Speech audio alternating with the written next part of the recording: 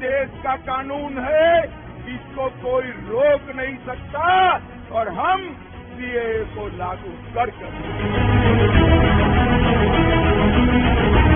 CAA का कानून religion की बुनियाद पर बनाया गया, जो आर्टिकल 14 का ग्रेव वायलेशन है। क्या अमित शाह पार्लियामेंट में मेरा नाम लेकर नहीं कहे थे कि ओवैसी जी एनपीआर एनआरसी भी आएगा? कोशिश कर रहे हैं कि असल इनका मकसद क्या है कि देश में एनपीआर हो, एनआरसी हो, कि सीएए को आप सिर्फ सीएए से नहीं, सीएए को आपको एनपीआर और एनआरसी से जोड़कर देखना जरूरी है। क्या अमित शाह पार्लियामेंट में मेरा नाम लेकर नहीं कहे थे कि ओवैसी जी एनपीआर एनआरसी भी आएगा? क्या अमित शाह कई टीवी इंटरव्यूज में नहीं कहा था कि एनपीआर एनआरसी आएगा जब सीए भी था? बाद में सीएए वो एक्ट हो गया, वो जब सीए भी बिल था, जब उनका ऑन रिकॉर्ड इंटरव्यू है, पार्लियामेंट में उन्होंने कहा है।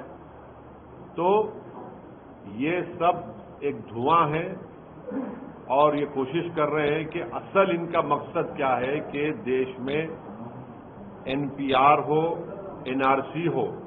अब मिसाल के तौर पर आसाम में जो एनआरसी हुआ, सुप्रीम कोर्ट मॉनिटर्ड, 1600 करोड़ रुपये उस पर खर्चा किए गए, 50,000 गवर्नमेंट एम्प्लॉयज ने काम किया और 19 लाख लोगों को कहा गया कि भारत के शहरी नहीं है, नागरिक नहीं है।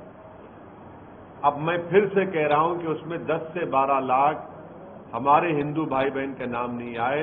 वहां के मुख्यमंत्री ये कह चुके हैं कि उन 10-12 लाख हिंदू भाइयों बहनों को बगैर डॉक्यूमेंट के सीएए के तहत उनको सिटीजनशिप मिल जाएगी। अब जो 1 से 1.5 लाख जिन मुसलमानों के जहां नाम नहीं आए, वो तो एक्ट में नहीं आएंगे, सीएए में, उनको तो फॉरेनर्स ट्राइब्यूनल जाना पड़ेगा। ये कौन सा इंसाफ है? बीजेपी ने चुनाव को सामने रखकर ही हालत मजबूरी में अपने पॉलिटिकल लॉसेस को देखते हुए उन्होंने ये फैसला लिया है। अरे भैया, ये सरकार अगर मुजाहिदीन आजादी को मानती है तो उनका पैगाम, उनका स्पिरिट क्या था कि देश में कंसेंसस और कंसेंट पैदा करे कानून बनाएंगे। यहां पर तो अपनी ब्रूट मेजॉरिटी पर बनाकर आप कहां के आजादी के अमरूद की बात कर रहे हैं? आप तो तौहीन कर रहे हैं उन जंग आजादी के मुजाहिदीन की।